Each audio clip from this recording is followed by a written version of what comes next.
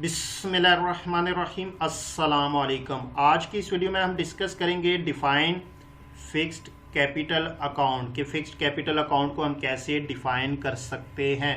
लेकिन video start करने से पहले अगर आपने हमारे चैनल को सब्सक्राइब नहीं किया जल्दी से सब्सक्राइब कर ले और साथ में बेल आइकन भी प्रेस कर दे ताकि आपको हमारी लेटेस्ट वीडियो की नोटिफिकेशन मिलती रहे। वीडियो स्टार्ट करते हैं।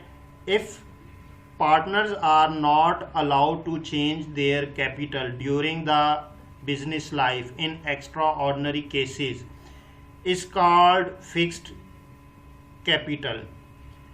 कि जब भी कारोबार को बिजनेस को स्टार्ट किया जाता है तो उसमें जो कैपिटल इन्वेस्ट किया जाता है, अगर ये डिसाइड कर दिया जाता है कि ये जो बिज़नेस है, ये जो कारोबार है, इसकी जितनी भी लाइफ है और इस लाइफ के दौरान ड्यूरिंग द बिजनेस लाइफ आप कैपिटल को चेंज नहीं कर सकते, नहीं आप इसमें कैपिटल इन्वेस्ट कर सकते और ना ही आप अपने कैपिटल में से विड्रॉ कर सकते हैं, तो उस अकाउंट को हम फिक्स्ड कैपिटल अकाउंट कहते हैं।